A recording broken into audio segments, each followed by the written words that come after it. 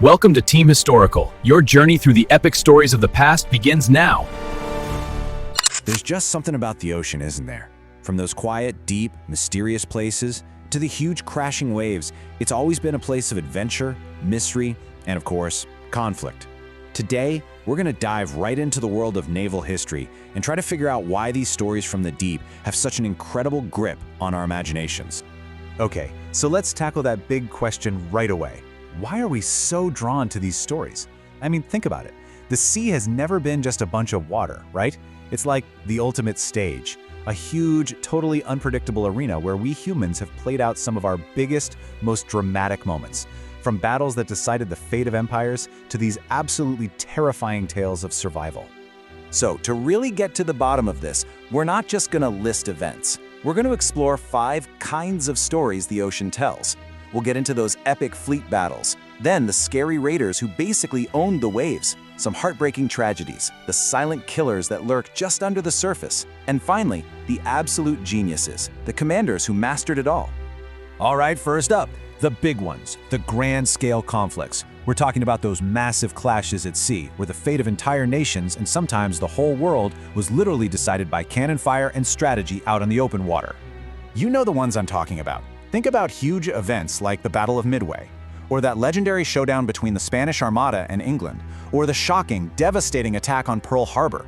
These weren't just battles, no way. They were absolute turning points in history, and they were all launched from the sea. Let's just zero in on this date for a second, 1588. This was the year the so-called invincible Spanish Armada sailed against England. And it's such a perfect example of a moment where the ocean itself kind of picked a side. You had these crazy storms and England's smaller, quicker ships, and together, they helped bring down one of the most powerful empires on the planet. And then you jump forward a few centuries to World War II's Battle of Midway. The source material calls it WWI's most brutal naval battle, and man, for good reason. It was the whole package, a super complex chess match with aircraft carriers, submarines, and just non-stop air attacks. It really shows you how naval warfare became this multi-layered, strategic nightmare. Okay, so now we're going to shift gears a bit. We're moving from these huge state-on-state wars to something a little more personal and legendary. We're talking about the raiders, the rogues, and those famous long ships that brought pure terror to coastlines all over the world. Yeah, we're talking about 2 of the most iconic sea raiders in all of history. The Vikings, who were the true lords of the sea, and of course, the real-life pirates of the Caribbean. And believe me, their actual stories are way wilder than the movies. The Vikings were just masters of naval tech for their time. Their longships, so sleek and fast, let them strike without any warning. They were raiding coastlines all the way from Russia to North America. They didn't just sail the seas, they basically owned them. And that brings us to pirates, and the huge gap between what we see in movies and what was real. We picture this fun, swashbuckling adventure, right? But the reality? It was a world of brutal cannon fights and just vicious wars over treasure. So forget that romantic hero idea. Real guys like Blackbeard, way more dangerous than anything Hollywood ever came up with. All right, let's shift the tone here, because the ocean isn't just a battleground for people. It's this powerful, completely unforgiving force of nature. And this is where we find some of history's most gut-wrenching tragedies. You see this in documentaries about things like the sinking of the Titanic or collections of the deadliest shipwrecks in history. They tap into a totally different kind of naval story, one about human fragility when faced with the immense power of the sea. In that one year, 1912, it just instantly brings one story to mind: the Titanic.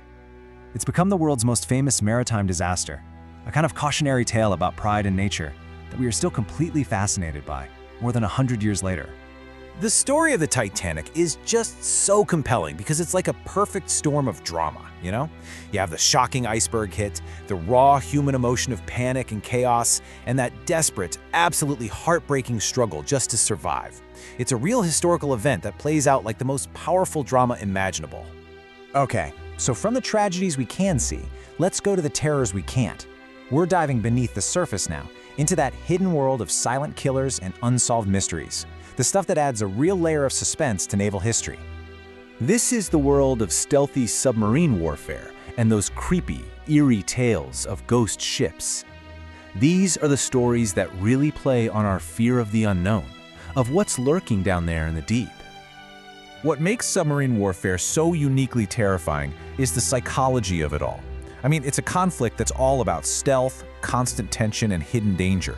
It's like a war fought blind, where the enemy is just this unseen blip on a sonar screen, and one wrong move, well, it means a watery grave. The pressure must have been unbearable.